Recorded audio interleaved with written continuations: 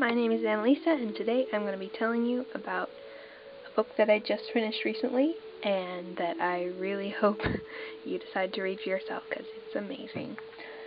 Alright, let's get started. This is The Name of the Wind by Patrick Rothfuss. Not exactly sure how to say that last name. Well, I'll start with why I first read it. And that is because it was recommended to me by my cousin, who I have very similar literary taste to. She is someone who loves fantasy, loves Lord of the Rings, loves Star Trek, that sort of thing. And we get together quite a lot and watch movies together and talk about books and all sorts of things. So a recommendation from her was worth quite a lot. So this one is on loan to me from my cousin. It's her copy, and I'm definitely going to be buying my own copy after this, because I have to have this book in my house. So, it's a fantasy. It's got magic in it. It's not exactly... I wouldn't exactly describe it as epic fantasy, as it follows only one character, but it does follow him across a large area, a large geographic area, and he also has quite a lot to do with kingdom, countrywide shaping events. So it's got a little bit of epicness to it. So when I first started, it felt really slow. It was really slow, and the slowness went on for quite a while. It starts off with this character named Coat, and he's an innkeeper in a little teeny tiny town. And for quite a while, the author goes into how things are in this little tiny town. He's a bit of a wordy author. In fact, one of the recommendations, let me see here. Yes. In one of these reviews on the back, it mentions that you should shelve The Name of the Wind beside The Lord of the Rings. That's from the Onion AV Club. They have a point there. In more than one way. One way is that it's really amazing and glorious and well built and just beautiful, and the characters are so lovable on the level of how much I love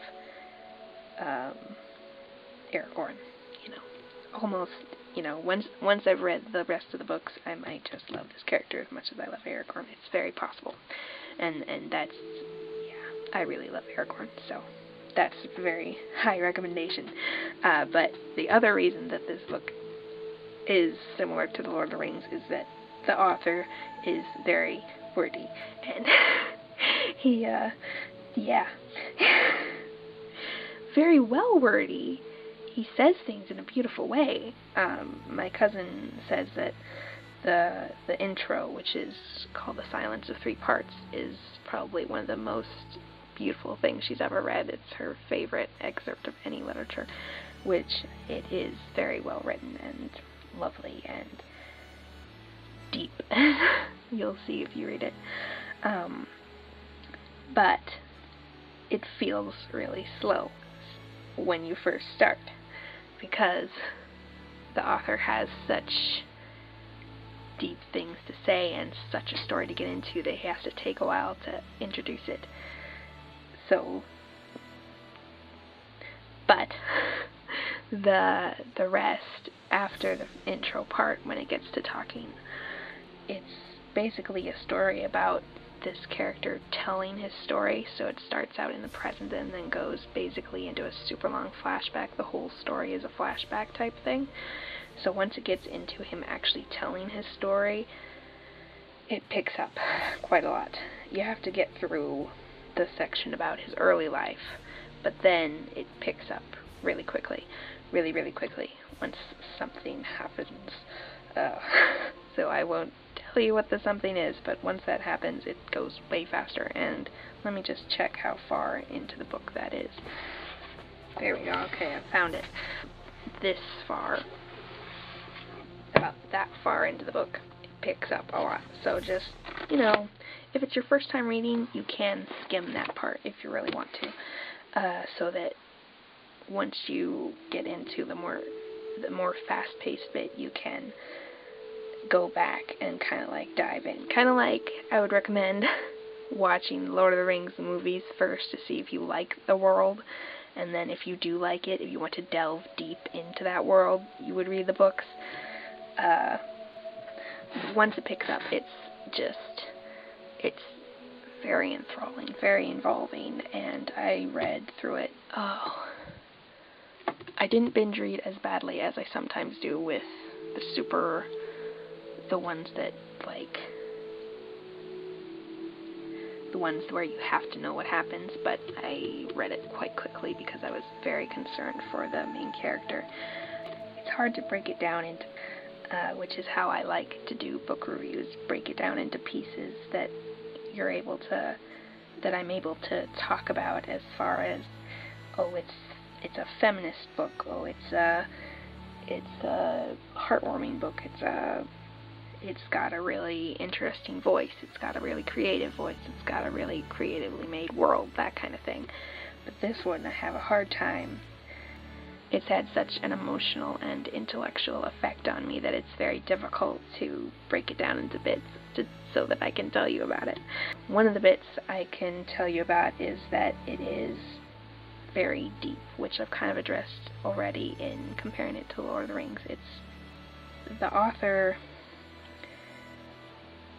is quite clearly a deep thinker. He likes to think about things, and he's quite good at communicating these things that he's thought about. He's not somebody who feeds you all the answers, but he'll give you information and then sort of let you figure it out on your own, which is the sort of book that I love the most. I absolutely adore that. I really like to think, and I really like to feel sort of in the know, like, oh, he said this and he said that, put those together, it means this, without the author actually telling me that it means that. So that's one part to break this into. It is a book that doesn't over-explain. It gives you stuff to think about and treats you like you're an intelligent person who can figure things out on your own. I really like that. Another thing about this book is that it is relatively feminist. It's about a man, but the women in it are three-dimensional and interesting, and the way the women are treated, and especially the way that this particular narrator treats women, is, I would be friends with this character, and it usually takes a feminist author to write a feminist character, so I like you, Patrick. You're a good guy. One thing about this book, my favorite, but it's another element that I can break this into, is the magic system.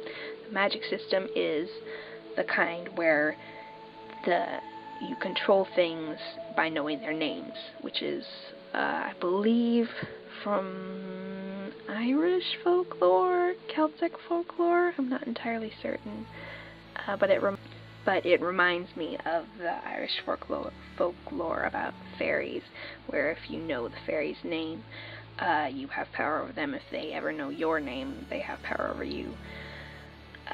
So it's that kind of thing. If you know the name of iron, for example, you can do magic with iron. If you know the name of the wind, you can do magic with wind. That's kind of how the whole magic system works, although there's also a lot more that you can do that's different from names. I like science sort of magic, where the magic in their world is treated like science would be in ours, where there's particulars, and if you mix this with that, you get this, and math is involved, and all sorts of calculations are involved, that kind of thing. I like that, but I also really like magic that's very showy and visible, like Avatar: The Last Airbender, throwing stuff around type stuff. I really like that, whereas this is very hard to see magic, very very, very, very intellectual in that I don't understand most of what they're talking about. But there's a certain amount of talent, but it's more like talent that's bent toward being knowledgeable and being able to learn things quickly and wrap your head around things, as opposed to just talent for being able to create things, which is the type of magic that is my personal favorite. However, I really like the way that magic is treated in this book. It's fascinating, and the author goes deep enough into it that you can tell he thought about it a lot, and it's not just thrown together. It's very deeply well crafted, and you can see how he has different rules for magic that interact with each other, and it's just fascinating. So I really like that. But also, sometimes he goes on about it a little bit long, so sometimes those parts are a little bit slow.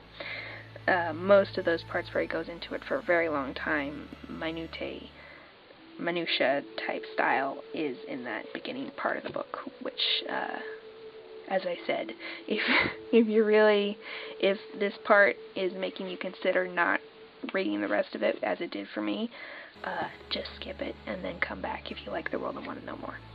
That's not proper book behavior, but that's, if it gets you to read it, feel free to do that.